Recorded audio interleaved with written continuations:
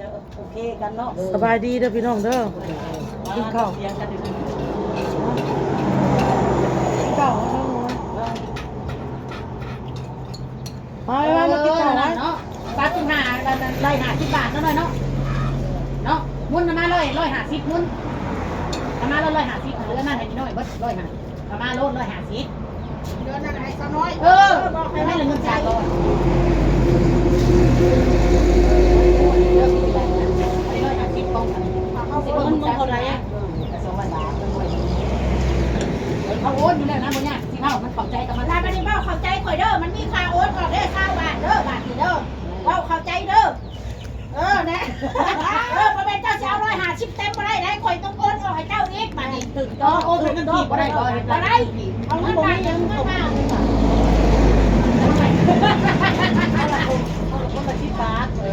มากินข้าวแล้ว ตั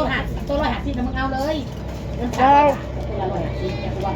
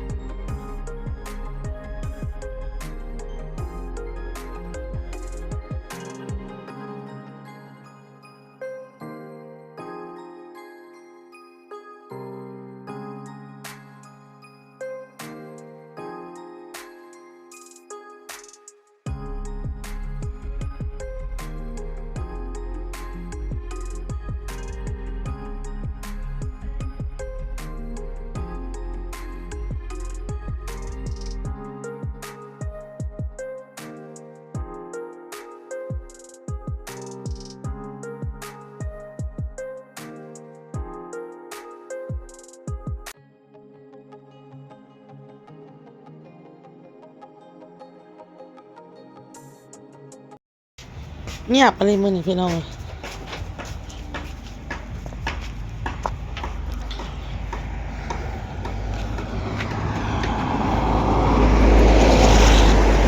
ข้าวไปนั่งกินอยู่ในแหละพี่น้องเอ้ยอ้นก็กินข้าวแล้วแหละอิ่มแล้วขายของคือเก้าพี่น้องมี FC คอมเมนต์มาคือย่างหลายแท้ผัดเวลาอันมีคนมาซื้อผัด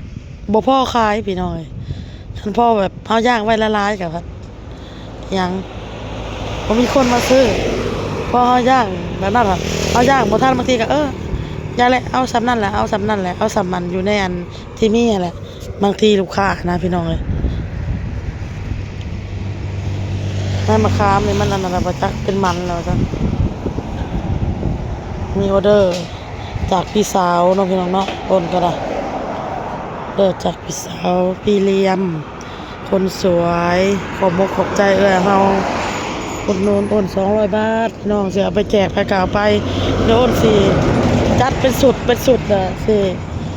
จัดสุด1ก่อนสุด1สิเอาไปให้พ่อใหญ่นี่อยู่ในนี่แหละโอ้เราสิอยู่หรือบ่เนาะพี่น้องเนาะแล้วก็เอาไปให้สร้างนี่นำสร้างนี่เดี๋ยวจัดให้สร้างนี่ก่อนแล้วก็สิไปจัดให้พ่อเฒ่านั่นอยู่ในนะเพียงเนาะขอบมกขอบใจพี่สาวหลายๆเด้อเรียมเด้อขอให้มีสุขภาพร่างกายแข็งแรงมีแต่ความสุขความเจริญ ปรารถนาสิ่งใดก็ขอให้ได้สิ่งนั้นเงินไหลนองทองไหลมาขอบพระคุณหลายๆเด้อเราเฮ็ดออเดอร์ไปแจกก่อนพี่น้อง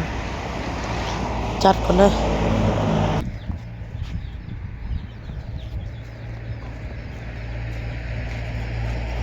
สบายดีค่ะเปิดมา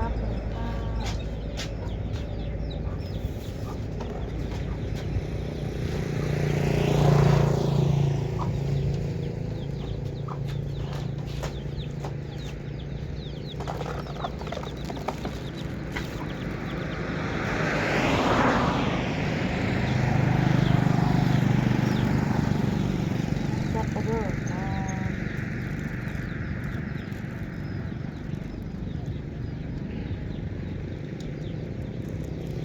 เอาอยู่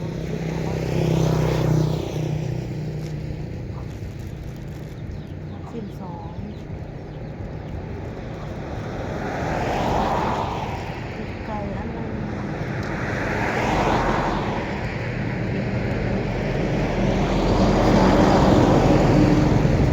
เราก็40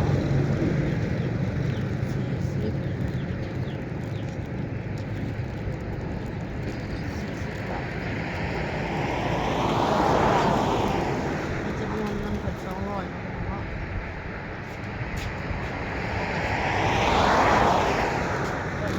ได้จักสิให้น้องดาวนั่นเลยให้น้องดาวนั่น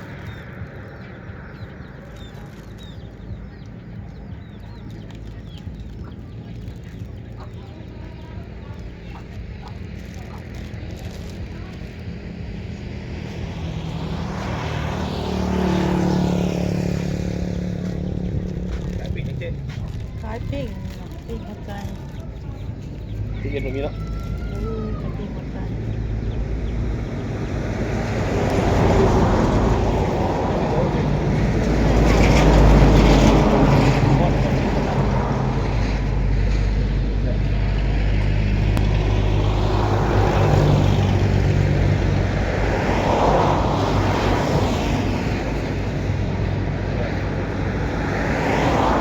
ตั้งก่อน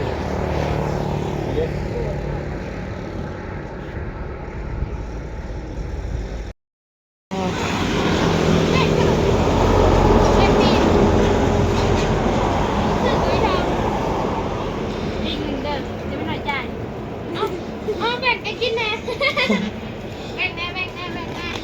ยามให้กินกะให้กินพี่น้อง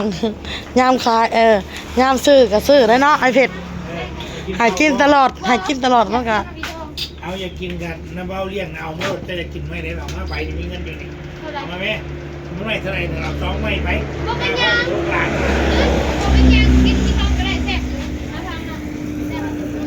เอาไม่คนไม่นึกอะไรวันเดียวเอาไม่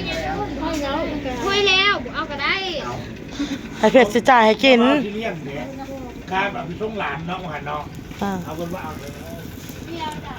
เพิ่นบ่เอาพี่น้อง น้องกับโจเฮ็ดเบี้ยน้องก็เลยเป็นแก้วเป็นหอดทุก ไปคิดมากแซ่บบ่ซู มันจะพ้องกลมเลย มันอยากขมและตับเป็ดเด้ จะเป็น ตับเป็ดได้ ตับยังกินแบบนั้นกินน้ำมีทองแซ่บแซ่บปกติยังหวานกินนะ กินมีออเดอร์พี่เลี้ยงเพิ่นให้มา200ค่ะอ้นกะเอาลูกชิ้นให้เด็กๆกินแล้ว4ไม้เนาะแล้วก็จัดเป็น3สุด3สุดพี่น้องแล้วก็สิให้น้องดาวสุดหนึง สุดเป็นไง ขอบใจปลาเลียนนี่ล่ะ เลี้ยงขอให้สุขภาพแข็งแรงลำเลยลำรวย ให้ถือหวยรวยเบ้อสิ ให้ถือหวยเลยเบอร์เอาจาก10 ล้าน20 ล้านอีกเด้อไปเลี้ยงถือคนเดียวเลยกูเป็น10 เป็น20ก็เลี้ยงถือคนเดียว เดี๋ยวให้ถูกหมดทุกคนเหรอวะ เรารวยสุดเลยให้เรารวยสุดมาปิ่งจะสมัยนะ บ่ไม้ไปเนาะ กินน้ำเสร็จ มันนี่อ้นสิเอาออเดอร์ไปส่งให้พ่อเฒ่าน่ะอยู่ในเนาะพี่น้องเนาะไปลูกปะไปกับลูกกับเต้านี่แหละเบิ่งห้านให้หน่อยเด้อ ซื้อแก้ พ่อเฒ่าข้างพ่อเฒ่าข้างมาเอาของกินมาเลยพี่น้องอยู่นี่แหละอยู่ทางป่านี่แ ถวๆนี่แหละป่าเฮ็ดบ่อนเฮามาหามาของเฮา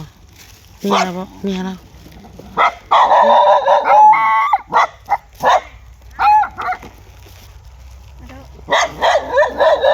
ยันมาเด้อ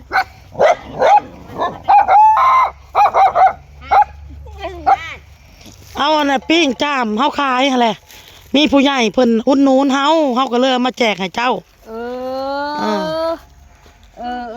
ขอบใจเมื่อก่อนเด้อเมื่อหน้าก็สิเอามาให้อีกเด้อคันมีเด้อขอบใจหลายๆแม่นขายจ้ามเฮือนซะน้อยเด้อเฮือนพระวันนี่เด้เมื่อก่อนขอบใจ โอเคฮะมาละไรอยู่เฮือนนี่แหล้วเฮาก็อยู่เฮือนเฮาออกไปขายจ้ามอยู่นอกโตก500เช้าเขานับไปแล้วมาเลยมาแต่แจกของแล้วเรียบร้อยพี่น้องเลยอุดหนุนพุทธวันนี่100เช้ามี6ไม้แม่นบ่ไข่ลูกเจ้า100นึงโอเค ไข่ลูกเจ้า100นึงนี่แหละให้เฮา5หน่วยให้มน5หน่วยโอเคอันนี้ละให้เฮา3ไม้ให้ไอ้เพชร3ไม้เด้อขอบคุณหลายๆนะจ๊ะพี่เลี้ยมขอบคุณหลายๆนะคะนี่เลี้ยมขอบคุณหลายๆและเพิ่นอุดหนุนตำมนน่ะ200ให้เจ้าคกหนึ่งเฮาคกหนึ่ง thank you มาดาม แล้วเจ้าสิเอาอันตำก็เอาสิเอายำก็เอาแต่เราให้คนละคกคอยกินยำแล้วตำเอาคนละคกมาดามเลี้ยมมื้ออื่นแหละไปเอาเงินเราโอนแล้วเรียบร้อยโอเคเอามาตัวนี้เอาแล้วเอามีแต่มัน12มื้ออันนี้อะไรมีแต่คนอยากค่ะยาแล้วตั้งเลยบ่อ้น2 4 6ไม้บ่ค้างก็ได้เด้อมีแต่ใส่ธงไว้ให้ไอ้เพชรกับเฮาโลดใส่ธงไว้เลยเอาแยกใครลูกก็เอาใส่ธงไว้ให้เดี๋ยวกูซับสนไปซะน้อยเอาใส่ธงให้ของไปของมันโลดขอมกขอบใจพี่เลี้ยมหลายๆขอบคุณหลายๆเด้อจ้าอันนี้คนละ3เนาะพวกเจ้าเนาะมาขอสิไข่น้ำคนละ5หน่วยเราอุดหนุนเฮากับ200เฮาอ่ะให้นางดาวออเดอร์เฮาอ่ะแล้วให้ผู้เฒ่าคองแล้วอีกชุดหนึ่งเฮาได้3ชุดเฮาเฮ็ด3ชุดแล้วก็200นะเพิ่นก็เลยบอกว่าบ่แจกหมดเอาไว้ให้สุลูกสุเต้ากินเพิ่นบอกเฮาแต่ว่าอ้นน่ะมันเป็นออเดอร์ลาวเนาะพี่น้องอ้นคิดไปคิดมาว่าอยากเอาไว้พ่อใหญ่พงพี่น้องเพิ่นบอกให้เฮาเอาไว้ให้ลูกให้เต้ากินกำหลอกกำไรก็บ่มีผู้อุดหนุนเฮาก็ยังเอามาสู่ลูกสู่เต้ากินบ่มีอันนั้นนะเพิ่นบ่ได้อันน่ะบ่ได้อุดหนุนเฮาก็ยังเอามาแล้วเพิ่นเห็นแหละก็เลยบ่อยากให้เฮาน่ะขาดทุนความหมายของพี่เพิ่นน่ะนะก็เลยว่าเอาไว้สู่ลูกสู่ผัวกินซะเพิ่นว่าขอบอกขอบใจเอ้ยเพิ่นหลายๆขอบใจหลายๆเด้อโอ้ยได้ขายแล้วมื้อนี้นะโอ้ยเอาเนาะอ้าว1ข้าวเพชรเด้อเจ้ามี3ไม้อ้นน้อยครับเอาน้อยเฮาสิเอาไว้เอาไข่ลูกพวกเจ้าไข่ลูกเดี๋ยวจะเอาครับคุณไหนก่อนพี่เลี้ยมพี่เลี้ยมคุณงามไว้เนาะให้ร่ำให้รวยสวยก็เก่าโอเคครับสวยวันสวยคืนมาดามเลี้ยมเลยค่ะขอบคุณละเอียดเอาขอบใจหลายๆร่ำรวยเงินทองได้แล้วเพลงปังคนละ3ไม้ย่างส้มตำนะส้มตำพี่มนอีก200คกให้แม่น้อยคกนึงคนน้อยคกนึงเพิ่นว่าถ้ามนเพิ่นนั้นเฮ็ดกันพี่น้องแต่ว่ายังพันอยากจักน้อยสิแหละจังสิสั่งเพิ่นทำให้เด้อพี่น้องเด้อเอาคลิปนี้โอ๊ตก็อยากขอบมกขอบใจพี่เลี้ยมคนสวยขอบมกขอบใจหลายๆเด้อเด้อขอให้เอ้ยมีสุขภาพร่างกายแข็งแรงเด้อพี่เลี้ยมเด้อสุขกายสุขใจ